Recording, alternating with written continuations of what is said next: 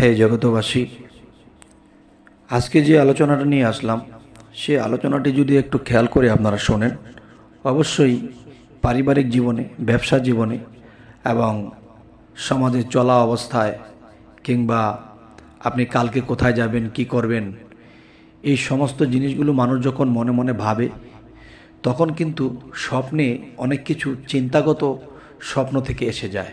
যেমন স্বপ্ন তিনটা ভাগ, একটি হলো আত্মগত, একটি হলো চিন্তাগত, আরেকটি হলো বায়ুগত। দেখা গেছে বায়ুগত যে স্বপ্নগুলা এগুলো শিরোনামের মতো আসে, সারা রাত্রই দেখে কিন্তু পরের দিন সকালে কিছুই মনে থাকে না। আরেকটা বিষয় হলো যে চিন্তাগত, যে আপনি আজকে যে চিন্তা ভাবনা করেছেন তখন দেখাচ্ছে যে সেই চিন্তার উপরে নির্ভর করে কিছু স্বপ্ন এসে যায়। তখন সেই স্বপ্ন থেকে আপনার জীবনের কাহিনী, যে আপনি সামনে কি করবেন, এর কিছু সিদ্ধান্ত সেই স্বপ্নের মধ্যে আসে যায়। কিন্তু দেখা যায় সেই স্বপ্নগুলো বিশ্লেষণ করা হয় না, চিন্তা ভাবনা করা হয় না। যা মানুষ খোয়াব দেখছে, কি দেখছে, চিন্তা ভাবনা করে না। আসলে কিন্তু আমরা এই পৃথিবীতে শিশুর মতো বেঁচে আছি, কালকে কি হবে হয় হোক গা, কিন্তু না, পরের দিন আমি একটা জিনিস চিন্তা করেছি, পরের দিন আমি এই কাজটা করব, অনেক কাজটা হলো না, বা কাজটা করতে গিয়ে আমার লস হয়ে গেল, বা যে কাজটি আমি হাত দেবো, হাত দিতে গিয়ে আমার হাতটাই চলে যাবে। তাহলে এমন কিছু জিনিস আল্লাহ কিন্তু আগাম খবর দেয়। মানুষ যখন চিন্তাশীল হয়, হে আল্লাহ কিভাবে কি করব, কালকে কিভাবে কি করব, কালকে এটা হবে কি না, মানে বিভিন্ন চিন্তায় যখন মানুষ মশগুল হয়ে যায়, তখন সেই মানুষটি যখন ঘুমে চলে যায়, তখন ঘুমের ঘরে সেই খবরটা এসে যায় যে কালকে তোমার এই কাজটা হবে কি হবে না, বা বিপদ হবে না লাভ হবে, জিনিসটা এসে যায়। তখন এই মানুষগুলো এই জিনিসগুলো বিশ্লেষণ করে না, না করার কারণে বিপদ ঘটে। তখন আল্লাহকে কি বলে, আল্লাহ তুমি আমার দিকে চাইলে না, তুমি আমাকে সাহায্য করলে না, আজকে আমার এই অবস্থা। আসলে বাবারে, আল্লাহ তো তোমাকে চিন্তাগত অবস্থায় যখন তুমি ছিলে যে হে আল্লাহ কালকে কি হয়, কালকে যেন ভালো কিছু হয়, তখন ভালো কিছু হবে না খারাপ কিছু হবে সেটা কিন্তু আপনাকে দেখিয়ে দেওয়া হয়েছে, আপনাকে বুঝিয়ে দেওয়া হয়েছে। কিন্তু এই জিনিসটা আপনি নিজে খেয়াল করেন নাই, এবং মনে থাকলেও আপনি এটাকে রিচার্জ করেন নাই, অর্থ করেন নাই।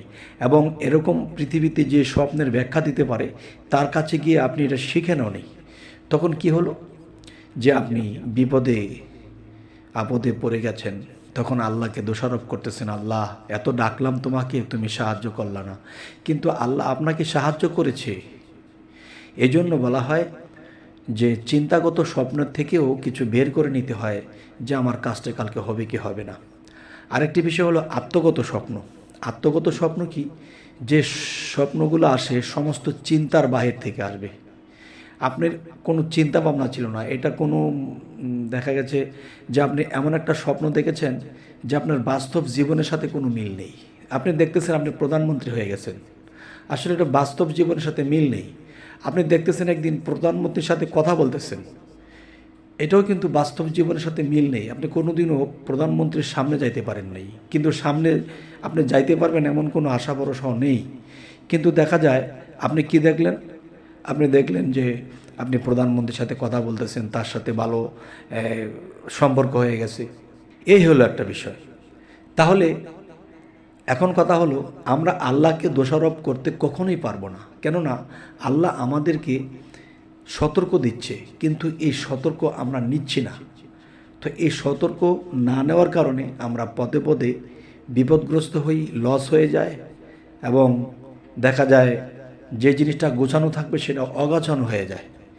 তাই আমি বলতে চাই যে স্বপ্নের ব্যাখ্যা নিয়ে আমি সামনে কমপক্ষে 25 থেকে 30টি ভিডিও আলোচনা ছাড়ব।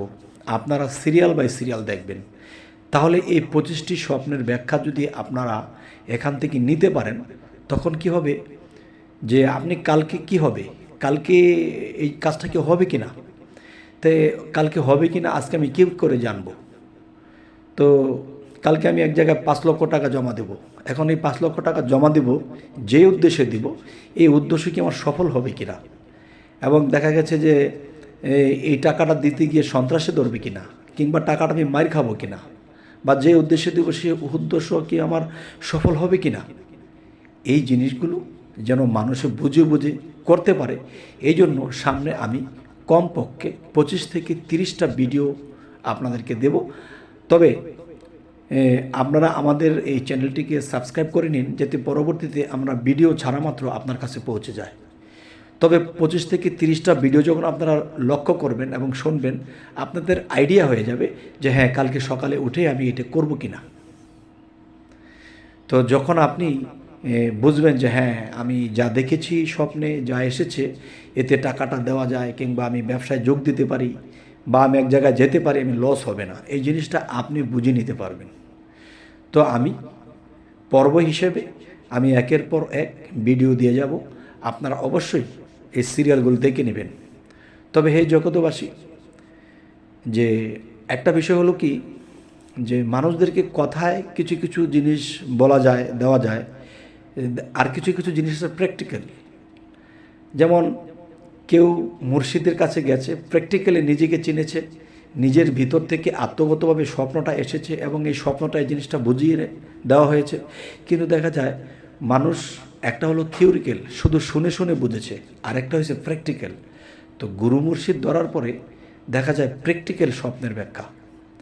যেমন গুরু বলে দিল, যাও তোমার এই কাজটি হয়ে যাবে, তখন সে বাস্তবে গিয়ে দেখলো যে তার কাজটা হয়ে গেছে। সুবহানাল্লাহ, আল্লাহর কাছ থেকেই সমস্ত কিছু হয়। একজন মুর্শিদ, একজন পীর হলো ওসিলা। এবং দেখা গেছে একসময় একজন ভক্ত আসছে যে, মুর্শিদ বাবা, আমি কালকে এখানে 5 লক্ষ টাকা জমা দেব, যদি আপনি ভালো মনে করেন তাহলে আমি দিব, আর যদি মনে করেন যে আমি লস হবে তাহলে আমি দেব না। তাহলে এই জিনিসটি মুর্শিদ বলে দেবে এবং হুবহু সেটা হতে হবে। এই জন্যই বলা হয়েছে, পীর মুর্শিদ খোদা না করিও যদি 1 সুতায় বাঁধা। যার সাথে 1 সুতায় বাঁধা হয়ে গেছে, এমন ব্যক্তির সাথে যদি কেউ সম্পর্ক করে নিতে পারে, তাহলে তার জীবন ধন্য ইহকাল এবং পরকাল লালে লাল। ঠিক আছে। তবে আরও একটি কথা হলো যে, আমি আপনাদেরকে আবারও বলছি যে, আপনারা আমার এই স্বপ্নের সিরিয়ালের কথাগুলো পেতে অবশ্যই সাবস্ক্রাইব করে নেবেন, যাতে আমি সারা মাত্রই আপনাদের কাছে পৌঁছায়। যাই হোক, সকলেই ভালো থাকবেন। আজ এই পর্যন্তই। আল্লাহ হাফিজ।